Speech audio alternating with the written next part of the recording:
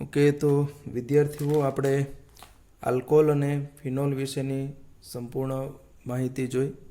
Alcohol ફિનોલની બનાવટ પણ જોઈ. સાથે સાથે આપણે એ બંનેની રાસાયણિક પ્રક્રિયાઓ પણ જોઈ. ત્યાર પછી આપણે આગળ છે તે આજે ઇથર સંયોજનો છે તે ઇથર સંયોજનો છે એમની અહીંયા છે તે આપણે ડિસ્કસ છે તે કરવાની છે. તો તમે ઇથરમાં આપણે એના વર્ગીકરણમાં જોયું હતું કે સાદા અથવા તો સંમિત ઇથર આવે છે, અથવા તો મિશ્રિત ઇથર પણ આપણે હોઈ શકે, તે પણ આપણે આગળ જોઈ ગયા. હવે એની આપણે જે બનાવટ છે તે જોવાની છે. એમાં ફર્સ્ટ પ્રિપેરેશન મેથડ છે તેમાં આપણે જોવાનું છે આલ્કોહોલ સંયોજનો છે તે આલ્કોહોલ સંયોજનોના નિર્જલીકરણ દ્વારા. તો આપણે એક વખત તો આલ્કોહોલ સંયોજનનું નિર્જલીકરણ છે તે જોઈ ગયા છીએ કે ભાઈ આલ્કોહોલમાંથી આપણે પાણીનો અણુ જો દૂર કરવો હોય તો એમાંથી આપણને આલ્કિન મળે છે. પણ જેમ આલ્કિન મળે તેમ ઇથર મળવાની પણ શક્યતાઓ છે. માત્ર એના માટે જે પ્રક્રિયા પરિસ્થિતિ છે તે પ્રક્રિયા પરિસ્થિતિ છે તે બદલાયેલી હોય છે. એટલે કે ધારો કે હું અહીંયા આ ઇથેનોલ લીધેલું છે, આપણે કીધું કે એસિડિક કન્ડિશન એટલે કે હું H2SO4 લઉં અને એના માટે હું 443 કેલ્વિન ટેમ્પરેચર જો લઈશ તો આટલા જ ટેમ્પરેચરે એમાંથી શું મળે છે તો કે આલ્કિન મળે છે. પણ આ જ પ્રક્રિયા હું થોડા ઓછા તાપમાને કરીશ, એટલે કે 413 જેટલા નિમ્ન ટેમ્પરેચરે કરીશ તો એમાંથી મને આલ્કિનને બદલે છે તે ઇથર જે છે તે ઇથર છે તે મળી આવે છે. બરાબર છે. તો એનો અર્થ એવો થયો કે આપણું જે તાપમાન છે તે ખૂબ જ મહત્ત્વનું અથવા તો અગત્યનું જે પરિબળ છે તે આપણે કહી શકીએ. હવે આ પ્રક્રિયા સામાન્ય રીતે આપણી SN2 ક્રિયાવિધિ જે છે તે SN2 ક્રિયાવિધિથી આપણે કરી શકીએ છીએ. હવે આપણે એની ક્રિયાવિધિ સમજવા માટેનો પ્રયત્ન કરીએ. તો આ પ્રક્રિયા પણ 3 તબક્કામાં થશે. પ્રથમ તબક્કામાં જે આપણો આલ્કોહોલ જે છે તે આલ્કોહોલનો જે OH વાળો જે બોન્ડ છે તેનું આપણે શું કરીશું તો કે પ્રોટોનીકરણ, એટલે કે H+ની હાજરીમાં એમનું છે તે આપણે અહીંયા શું કરવાનું છે તો કે H+ની હાજરીમાં એમનું આપણે પ્રોટોનીકરણ. અહીંયા તમે જાણો છો કે ઓક્સિજન છે તે ઇલેક્ટ્રોન રીચ છે અને એ પ્રોટોન ઉપર છે તે એટેક કરે છે. એટલે એને લીધે આપણે જે છે તે શું થશે તો કે એમનું પ્રોટોનીકરણ થશે. એટલે આપણે જે આગળ જોયું તે રીતનું ઇથાઇલ ઓક્ઝોનિયમ આયન જે છે તે આપણો બનશે.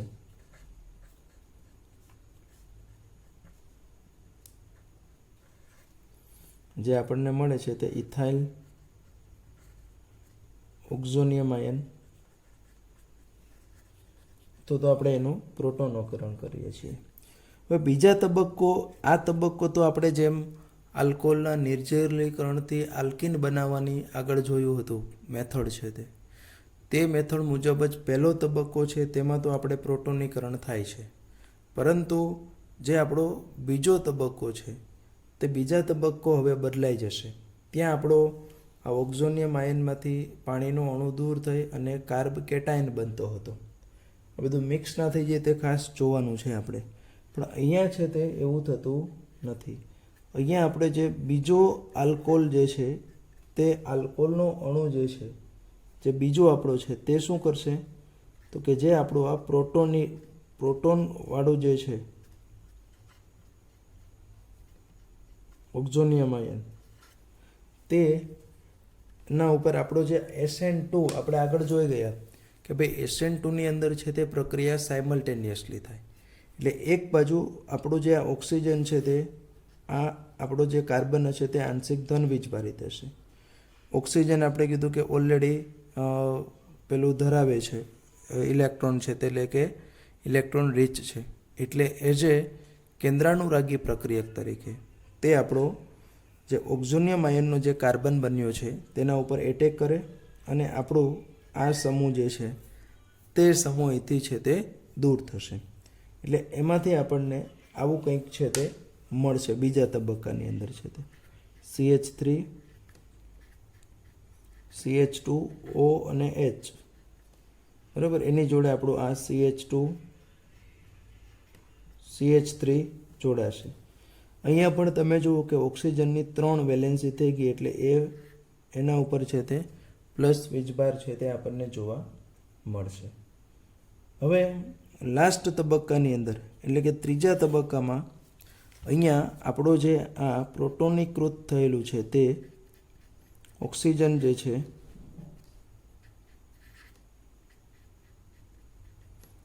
તે ઓક્સિજન છે તે કેવો થશે તો કે વિકેન્દ્રિત થશે. એટલે કે અહીંયાથી આપણું જે પ્રોટોન જે છે તે પ્રોટોન છે તે દૂર થશે. અને આમ પણ આપણે ભણ્યા તે મુજબ જે આપણી પ્રક્રિયા છે તે એસિડ ઉદ્દીપકી હતી. એટલે અહીંયા પ્રોટોન આપણે ઇન્સર્ટ કરીએ છીએ અને તે પ્રોટોન છે તે અહીંયાથી આપણને બહાર નીકળી જશે. એટલે એસિડ ઉદ્દીપકીય જે પ્રક્રિયા છે તેવી આપણે કહી શકીએ. એટલે એમાં આપણું CH3 CH2O CH2 CH3 જે છે તે જોવા મળશે, જે આપણો શું છે તો કે ઇથર સંયોજન. તો અહીંયા પણ આપણી આ પ્રક્રિયા છે તે 3 તબક્કામાં થાય. પહેલા તબક્કામાં પ્રોટોનીકરણ, બીજા તબક્કામાં આપણું બીજું આલ્કોહોલ છે તે કેન્દ્રાનુરાગી પ્રક્રિયક તરીકે એટેક કરશે અને ત્રીજા તબક્કામાં આપણો જે પ્રોટોન છે તે દૂર થશે ને ઇથર છે તે બનશે. એટલે તમે જુઓ અહીંયા કોઈ મધ્યવર્તી સંયોજન આપણને મળતું નથી. માત્ર આલ્કોહોલમાંથી જે ઇથિન બને છે અને આલ્કોહોલમાંથી જે આપણને ઇથર બનાવવાનું છે તેમાં જે તાપમાન છે તે ખૂબ જ અગત્યનું જે છે તે ફેક્ટર છે તેવું આપણે કહી શકીએ. કેમકે એક પ્રક્રિયા છે તે આપણી વિલોપન પ્રક્રિયા છે. ઇથિનનું નિર્માણ થવું આ આપણી કઈ છે તો કે આ વિલોપન પ્રક્રિયા છે. જ્યારે ઇથરનું નિર્માણ થવું એ કઈ છે તો કે એ છે તે આપણી વિસ્થાપન પ્રક્રિયા છે. બરાબર, એ આપણી કઈ છે તો કે વિસ્થાપન પ્રક્રિયા છે. તો અહીંયા વિલોપન પ્રક્રિયાથી ઇથિન મળે અને વિસ્થાપન પ્રક્રિયાથી આપણને ઇથર જે છે તે ઇથર મળી આવે છે. તો આને આધારે આપણે પ્રક્રિયા પરિસ્થિતિ છે તે ખૂબ જ અગત્યની છે. ખાસ કરીને આપણે અહીંયા અવકાશી અવરોધ ઓછા હોય તેવા સંયોજનોનો આપણે વધારે ફેવર કરીએ છીએ. કેમ કે આપણે ભણીએ કે SN2 પ્રક્રિયા જે છે તે SN2 પ્રક્રિયા છે તે આપણને ક્યારે શક્ય બનશે જો કે આપણો સિમ્પલ પ્રાથમિક આલ્કોહોલ હશે તો. પણ જો આપણે દ્વિતીયક અથવા તો તૃતીયક આલ્કોહોલ લઈએ તો એવા સંજોગોમાં તે SN વર્ગ માર્ગને SN વર્ગ આપણો જે છે SN1 પ્રક્રિયા છે તે SN1 પ્રક્રિયા એની અંદર થશે અને તે SN1 પ્રક્રિયા થવાથી એની અંદર છે તે આપણને આલ્કીનને બદલે ઇથરને બદલે શું મળી જશે તો કે આલ્કીન છે તે મળી જશે. તો આ રીતનું આપણે ઇથર સંયોજનોની પહેલી બનાવટ જોઈ કે આપણે એને આલ્કોહોલ સંયોજનોના નિર્જલીકરણથી છે તે મેળવી શકીએ છીએ. ત્યાર પછી આપણે સેકન્ડ મેથડની અહીંયા ડિસ્કસ કરવાની છે અને એની અંદર આપણે અહીંયા જોશું બીજી પદ્ધતિની અંદર તે એટલે વિલિયમસન સંશ્લેષણ. ખાસ કરીને આ પદ્ધતિથી આપણે સમમિતીય ઇથર પણ મેળવી શકીએ અને અસમમિતીય ઇથર પણ છે તે મેળવી શકીએ છીએ. તો આ જે વિલિયમસન સંશ્લેષણ જે છે તેનું અહીંયા આપણે ડિસ્કશન કરવાનું છે. તો વિલિયમસન સંશ્લેષણની અંદર આપણે સામાન્ય રીતે આલ્કાઇલ હેલાઇડ એક હોય છે, બીજું એમની જોડે આપણે આલ્કોક્સાઇડ આયન, બરાબર છે, અને એનો આપણે આલ્કોક્સાઇડ આયન તરીકે સોડિયમ આલ્કોક્સાઇડ, બરાબર છે, O- Na+. આ સોડિયમ આલ્કોક્સાઇડ આ બંનેની પ્રક્રિયા કરીએ તો એમાંથી આપણને R-OR પ્લસ NaX. તો આ રીતનું આપણને ઇથર સંયોજન છે તે મળે છે. બરાબર. અહીંયા પણ આપણે કહીએ કે SN2 પ્રક્રિયા માટે આપણે પ્રક્રિયા મુજબ જો આપણે કરવા જવું હોય આ પ્રક્રિયા SN2 પ્રક્રિયા મુજબ જો આપણે આ પ્રક્રિયા કરવી હોય તો એમના માટે આપણે શું કરવું પડે? તો કે એમના માટે આપણે પ્રાથમિક આલ્કાઇલ હેલાઇડ જે આપણો છે તે પ્રાથમિક આલ્કાઇલ હેલાઇડ છે તેનો આપણે ઉપયોગ છે તે કરવો પડે છે. અને તે પ્રાથમિક આલ્કાઇલ હેલાઇડ એટલે અહીંયા બે વસ્તુ છે કે કાં તો તમે આલ્કાઇલ હેલાઇડ પ્રાથમિક લ્યો અથવા તો આપણો જે આલ્કોક્સાઇડ આયન છે તે આપણે પ્રાથમિક લઈએ. પણ સામાન્ય સંજોગોમાં આપણો જે આલ્કાઇલ હેલાઇડ છે તેને આપણે પ્રાથમિક લેવાનું પસંદ. એટલે ધારો કે હું એક ઉદાહરણ લઈ, મિથાઇલ બ્રોમાઇડ છે અને એની સાથે હું ટર્સરી બ્યુટોક્સાઇડ લઈશ.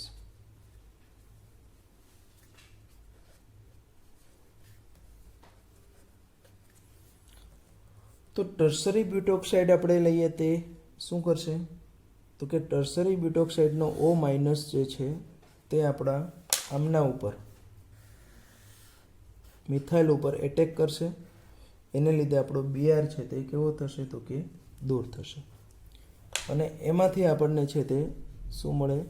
તો કે CH3OC CH3 એટલે આ રીતનું આપણને જે મળ્યું તે શું મળ્યું? તો કે મિથાઇલ ટર્સરી બ્યુટાઇલ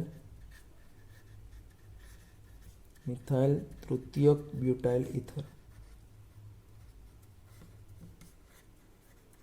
હવે જો આમાં રિવર્સ કરીએ કે જો હું આપણું જે બ્યુટોક્સાઇડ આયન જે છે, આલ્કોક્સાઇડ આયન મેં જે લીધો છે તે તૃતીયક હતો, એને બદલે જો હું હેલાઇડ જે મારો હતો તે હેલાઇડ ધારો કે તૃતીયક લઉં છું,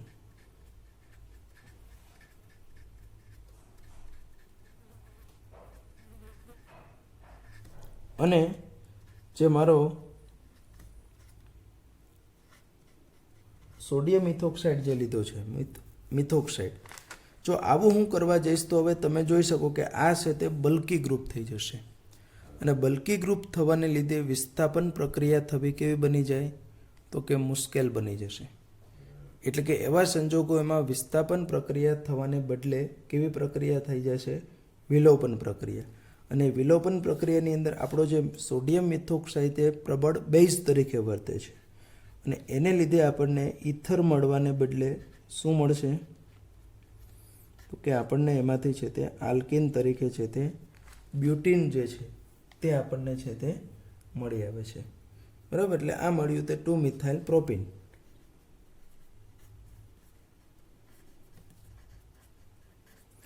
તો અહીંયા તમે આ પણ એક અગત્યનું ફેક્ટર છે. જેમ આગળ આપણે જે પ્રક્રિયા જોઈ એ પ્રક્રિયાની અંદર અગત્યનું ફેક્ટર તાપમાન હતું કે આલ્કોહોલમાંથી આપણે ઇથર બનાવવો છે કે આલ્કિન બનાવવો છે, એના માટે મહત્વનું પરિબળ હતું તે તાપમાન હતું.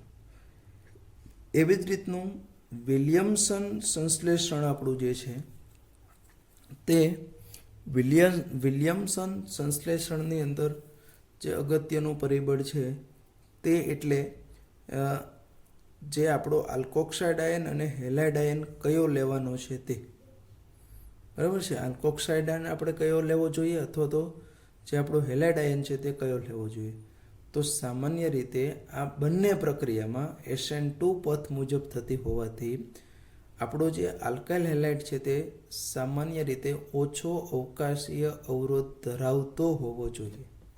અને તે ઓછો અવકાશીય અવરોધ ધરાવતો હોવાને લીધે ફેવરેબલી છે તે SN2 પ્રક્રિયા થશે.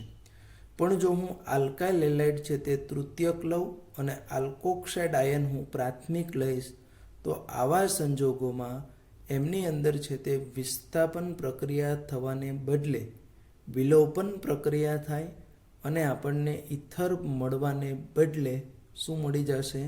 તો કે આલ્કિન બની જાય છે. બરાબર. કેમ કે અહીંયા જે આપણો આ જે આલ્કોક્સાઇડ આયન છે તે પ્રબળ બેઝ તરીકે છે તે વર્તે છે. એટલે આ પણ આપણે ખૂબ જ સારી રીતે યાદ રાખવાનું છે. આ પદ્ધતિથી આપણે જેમ આલ્કાઇલ ઇથર બનાવી શકીએ, તેમ આપણે છે તે એરાઇલ જે છે તે એરાઇલ છે તે પણ આપણે છે તે બનાવી શકીએ છીએ. એના માટે ધારો કે હું ફિનોક્સાઇડ આયન જે મારો છે તે ફિનોક્સાઇડ આયનની પ્રક્રિયા છે તેની અંદર હું ધારો કે આ ફિનોલ છે. હવે ફિનોલની તમે જાણો છો કે NaOH સાથે આપણે પ્રક્રિયા કરીએ તો NaOH સાથેની પ્રક્રિયાથી એમાંથી આપણને સોડિયમ ફિનોક્સાઇડ ONA મળે છે. અને તે સોડિયમ ફિનોક્સાઇડની જ્યારે આપણે આલ્કાઇલ હેલાઇડ સાથે પ્રક્રિયા કરીએ તો આલ્કાઇલ હેલાઇડની પ્રક્રિયાથી આપણને શું મળશે તો કે અહીંયા O છે તે એટેક કરીને હેલોજનને દૂર કરશે અને એમાંથી છે તે OR એટલે કે ફિનાઇલ ઇથર આપણો જે છે તે ફિનાઇલ ઇથર જે છે તે મળી આવે છે. તો ટૂંકમાં આપણે જો કહેવું હોય તો આ રીતનું આપણને એરાઇલ ઇથર સંયોજનો પણ આપણે વિલિયમસન સંશ્લેષણ છે તેનાથી બનાવી શકીએ છીએ. તો આ જે બે પદ્ધતિઓ આપણે જોઈ તે બંને પદ્ધતિઓ જે છે તે આપણને ઇથર સંયોજનોની બનાવટ માટેની છે. ત્યાર પછી હવે જે આપણે અહીંયા ડિસ્કસ કરવું છે તે ઇથર સંયોજનોની રાસાયણિક પ્રક્રિયાઓ. અને એ રાસાયણિક પ્રક્રિયાઓમાં આપણે જે જોવાની છે તે ઇથર સંયોજનોમાં જે CO બંધ તૂટે છે. ઇથર સંયોજનોમાં CO બંધનું તૂટવું. બરાબર છે. ઇથર સંયોજનોમાં કહ્યું તો કે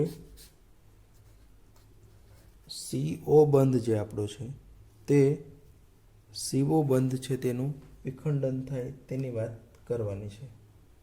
સામાન્ય રીતે તમે જાણો છો કે બધા જ ક્રિયાશીલ સમૂહો જે છે તેમાં ઇથર આપણો જે છે તે ઇથર છે તે કેવો છે તો કે ઓછો સક્રિય ક્રિયાશીલ સમૂહ છે.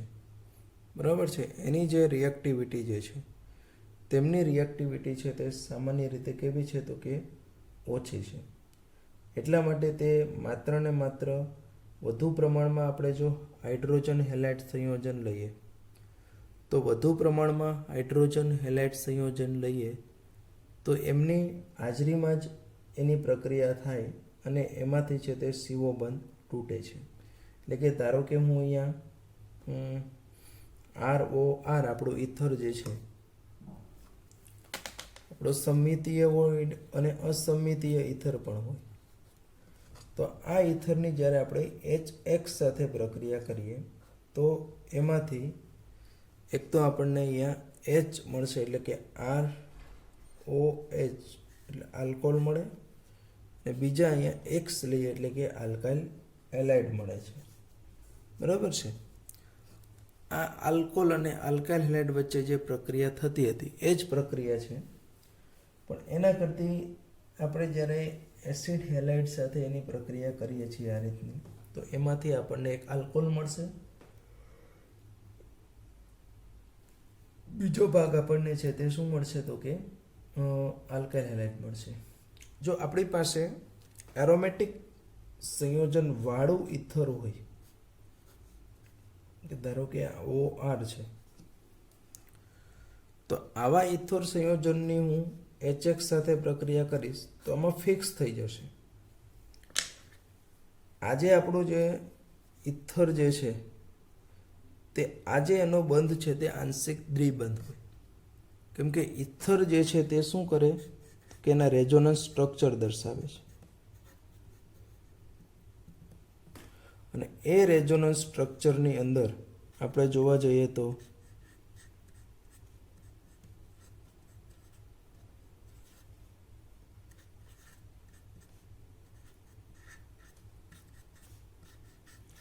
ટૂંકમાં હવે તમે એમાંથી કોઈ પણ તમે બંધ લ્યો તો તે દરેકની અંદર જે છે તેમાં અહીંયા ઓક્સિજન કાર્બન દ્વિબંધ આંશિક દ્વિબંધનું વલણ ધરાવે છે. હવે આ આંશિક દ્વિબંધની હાજરીને કારણે બરાબર અહીંયા રહેલા આંશિક દ્વિબંધની હાજરીને કારણે શું થશે આમની અંદર છે તે તો કે આ બંધ સરળતાથી તૂટી શકે તેમ નથી. એટલે હવે જે બંધ તૂટશે તે માત્ર કયો આ. હવે જો આ બંધ તૂટે તો તમે સમજી શકો કે H+ હોય એટલે ઓક્સિજન જશે, X- હોય એટલે તે કોની સાથે જશે તો કે આલ્કાઇલ સમૂહ સાથે જશે. તો એમાંથી આપણને શું મળશે? એક ફિનોલ મળશે, બીજું છે તે આપણને શું મળશે તો કે RX એટલે કે આપણું છે તે આલ્કાઇલ હેલાઇડ જે છે તે આલ્કાઇલ હેલાઇડ છે તે સેકન્ડ નિપજ આપણને મળે છે. તો આ રીતે આપણે એની અંદર આલ્કાઇલ હેલાઇડ અને જે આપણે રિક્વાયર્ડ સંયોજન છે તે બંનેને છે તે મેળવી શકીએ છીએ. હવે આપણે આ આપણું જે HX એટલે જુદા જુદા આપણા સંયોજનો છે એની સક્રિયતાનો ક્રમ શું હોય તો સામાન્ય રીતે HI છે તે વધારે સક્રિય હોય, ત્યાર પછી HBr અને ત્યાર પછી છે તે HCl. આ છે તે રિએક્ટિવિટી ઓર્ડર છે. કેમ કે અહીંયા તમે સમજો કે બંધ તૂટાય છે, HXનો બંધ પણ તૂટે છે. તો HI બંધ સૌથી નબળો હોય કેમ કે આયોડિન છે તેનું કદ મોટું હોય એટલે એ બંધ નબળો હોય એટલે સરળતાથી તૂટી જશે. પછી છે તે Br અને Cl ક્રમશઃ કદ છે તે ઘટતું જાય, બંધ મજબૂત બનતું જાય, પ્રક્રિયા ધીમી થાય. સિમ્પલ વસ્તુ છે. એટલે આપણે HI to HBr to HCl જઈએ તો એ સિક્વન્સમાં એનો બંધ છે તે નબળો બનતો જાય અને સક્રિયતા છે તે ઘટતી જાય છે. એટલે સૌથી વધારે સક્રિય છે તે HI, ત્યાર પછી HBr અને ત્યાર પછી આપણું આવશે તે એટલે કે HCl. હવે એ પ્રક્રિયામાં જો આપણો અસંમિતીય ઈથર હોય ધારો કે, તો અસંમિતીય ઈથરના સંજોગોમાં આપણને કયો છે તે આયોડાઇડ મળશે અથવા તો કયો આપણને હેલાઇડ મળશે અને કયો છે તે આલ્કોહોલ મળશે. આ પણ ખૂબ જ અગત્યની મેટર છે. તો એમાં સામાન્ય રીતે એમાં એવું છે, ધારો કે હું CH3O CH2CH3 એટલે અહીંયા છે તે મારો ઇથાઇલ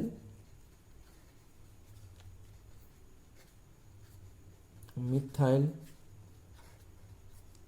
ઇથર જે છે તે આપણે લીધેલું છે. બરાબર, આ આપણો છે તે ઇથાઇલ મિથાઇલ ઇથર સંયોજન છે તે લીધું છે. હવે એની જ્યારે આપણે HX સાથે પ્રક્રિયા એટલે HI હું કહું તો અહીંયા એક બાજુ મિથાઇલ છે, બીજી બાજુ ઇથાઇલ છે. તો જે નાનો ભાગ આપણો જે છે તેની સાથે આપણો આયોડિન જશે. બરાબર, તેની સાથે આપણો શું જશે તો કે જે આપણો આયોડિન વાળો જે છે HI એટલે મીન્સ જે હેલાઇડ વાળો ભાગ છે તે હંમેશા આપણો છે તે કોની સાથે જશે તો કે જે સ્મોલ પાર્ટ છે તેની સાથે જશે. અને જે મોટો સમૂહ જે છે એની સાથે આપણો કોણ આવશે H. એટલે ટૂંકમાં કેવું હોય તો આ બંધ તૂટે છે એટલે અહીંયા I અને અહીંયા H મળે છે. એટલે કે એમાંથી છે તે આપણને શું મળશે તો કે એક છે તે CH3I, બીજું આપણને જે મળશે તે મળશે CH3 CH2OH એટલે કે આલ્કોહોલ જે છે તે આલ્કોહોલ આપણને અહીંયા મળી આવે છે. બરાબર છે, મિથાઇલ આયોડાઇડ. હવે આવું થશે કેમ એ બીજો પ્રશ્ન છે પાછો. તો અહીંયા પણ જે આ પ્રક્રિયા થાય તે SN2 મુજબ થાય છે અને SN2 મુજબ આપણો જે અહીંયા આયોડાઇડ આયન જે છે તે આપણો કેન્દ્રાનુરાગી પ્રક્રિયક તરીકે વર્તે છે.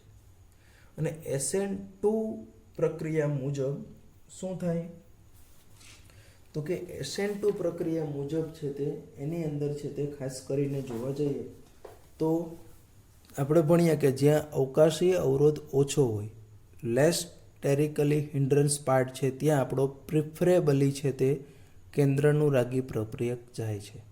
તો મિથાઇલ અને ઇથાઇલમાં ઓબ્વિયસલી મિથાઇલ સમૂહ છે તે પ્રિફરેબલી બનશે અને એટલે આપણને HIમાંથી શું મળે? મિથાઇલ આયોડાઇડ મળે છે અને બીજો પાર્ટ છે તે મિથેનોલ બને છે. અને જો ક્રિયાવિધિ આપણે જોઈએ તો વધારે ખ્યાલ આવશે. તો HIમાં તો તમે જાણો છો કે બે ભાગ છે, એક તો H+, બીજું છે તે I-.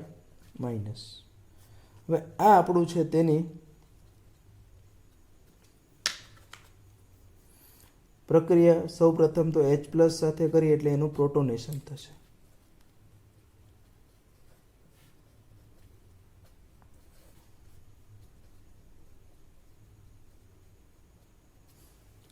બરાબર, અહીંયા છે તે એમનું શું થયું? પ્રોટોનેશન. હવે જે છે તે બીજા તબક્કાની અંદર આપણો જે I- છે તે I- કેન્દ્રાનુરાગી પ્રક્રિયક તરીકે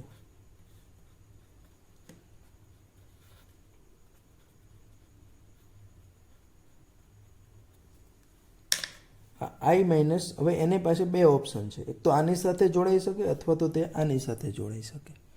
પણ હવે આપણે કીધું કે અહીંયા કઈ તો કે SN2 ક્રિયાવિધિને ફોલો આપણે કરવાની છે. એટલે પ્રિફરેબલી કોની સાથે એટેક કરે છે? મિથાઇલ સાથે. અને અહીંયા છે તે આપણો સાયમલ્ટેનિયસલી બંધ બને છે. એટલે આવું થશે તો અહીંયા ICH3 આ બંધ આપણો તૂટવાનો છે એટલે OH.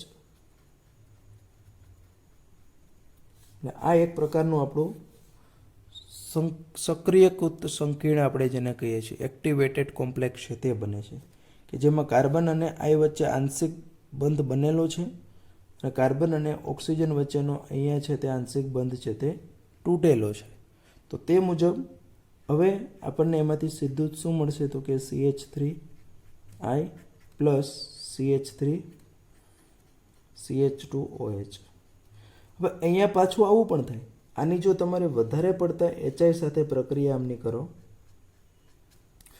તો એમાંથી આપણને શું મળશે તો કે પાછું એનું પ્રોટોનેશન થશે. OH2+ અને I- સાથે પ્રક્રિયા કરો એટલે શું મળશે તો કે CH3 CH2I. એટલે 1 મોલ HI સાથે પ્રક્રિયા કરીએ તો આપણને 1 આલ્કોહોલ મળશે, બીજો છે તે હેલાઇડ મળશે. અને જો 2 મોલ HI સાથે પ્રક્રિયા કરીએ તો બંને જ આપણને શું મળે છે અહીંયા તો કે હેલાઇડ સંયોજન મળે છે. પરંતુ જો આપણી પાસે તૃતીયક હોય, આપણો ઇથર તૃતીયક હોય તો એવા સંજોગોમાં પ્રિફરેબલી SN1 પ્રક્રિયા થશે અને એટલા માટે આપણને એમાં હંમેશા આના કરતાં રિવર્સ પ્રોડક્ટ મળે છે. આલ્કોહોલ જે છે તેને અનુરૂપ આપણને જે છે તે કયો મળે તો કે જે અહીંયા મોટો મળતો હતો એને બદલે ત્યાં છે તે આપણને તૃતીયક આયોડાઇડ મળશે. એટલે ઉદાહરણ લઈને સમજીએ. ધારો કે આપણી પાસે તૃતીયક બ્યુટાઇલ આયોડાઇડ છે.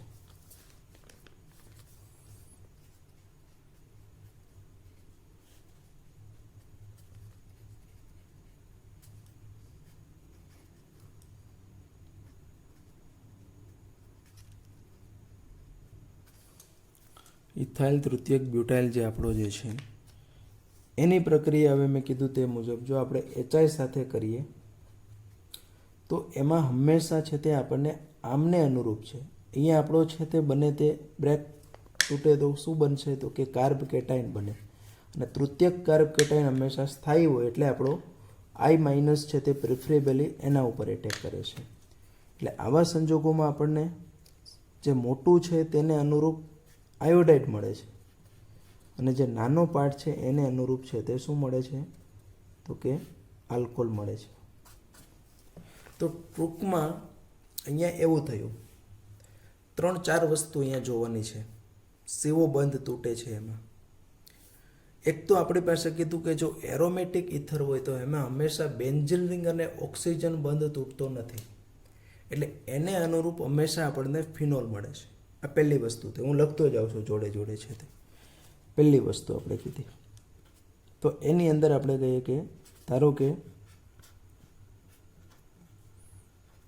OC2H5 છે અહીંયા હું એક જ લઈ લઉં HI, તો એમાંથી હંમેશા આપણે કીધું તે રીતનું આ બંધ તૂટી શકે નહીં, આંશિક દ્વિબંધ છે એટલા માટે એમાંથી OH જ મળશે.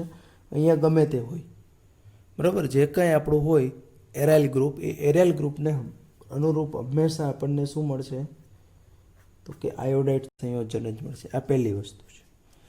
બીજી વસ્તુમાં આપણે એવું કીધું કે જો અસંમિતીય ઇથર હોય અને તે પ્રાથમિક અથવા તો દ્વિતીયક હોય, આ બંને બાજુ પ્રાથમિક છે, તો એવા સંજોગોમાં હંમેશા જે નાનો ભાગ છે તેને અનુરૂપ આપણે કીધું તે હેલોજન, અને જે મોટો ભાગ છે તેને અનુરૂપ છે તે આપણને શું મળે, તો કે આલ્કોહોલ મળે છે. હવે આ જ પ્રક્રિયાઓ જો વધુ પડતા એટલે કે એક્સેસ SI સાથે કરું તો આપણે આગળ ભણી ગયા કે બંને ભાગ છે, અહીંયા પણ CH3I મળે અને આને અનુરૂપ પણ આપણે ક્રિયાવિધિમાં હમણાં જોયું ને, એને અનુરૂપ પણ શું મળે, CH3CH2I. ત્રીજું એક હું લઉં, ધારો કે મારી પાસે સમમિતીય ઇથર છે, એની સિમ્પલ આપણે 1 મોલ HI સાથે પ્રક્રિયા કરીએ તો 1 મોલ HI સાથેની પ્રક્રિયાથી એમાંથી ઓબ્વિયસલી સમમિતીય ઇથર છે, એટલે કોઈની પણ જોડે H જાય અથવા તો કોઈની પણ જોડે I જાય તો એ કંઈ બહુ એવું ફેક્ટર છે નહીં, એટલે કે એમાં CH3OH અને CH3I છે તે મળશે, બરાબર. એમાં આપણને CH3I છે તે મળે છે. પણ આ જ પ્રક્રિયા હું જો એક્સેસ,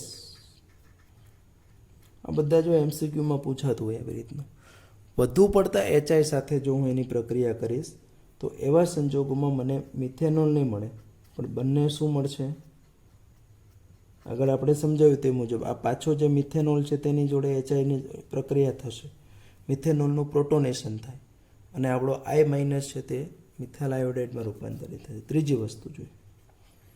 ચોથી વસ્તુ, આપણો જો ઇથર છે તે તૃતીયક હોય,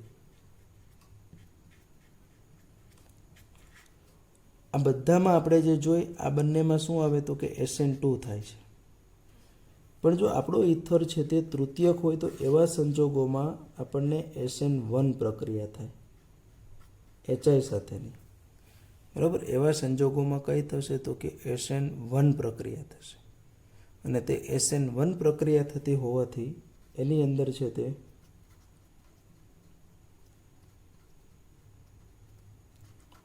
જે આપણને મળે છે તે તૃતીયકવાળો ભાગ છે તેને અનુરૂપ આયોડિન અને બીજો ભાગ છે એને અનુરૂપ આલ્કોહોલ. એટલે આમના કરતાં તે કેવું થયું, આમના કરતાં તે કેવું થયું તો કે રિવર્સ થયું.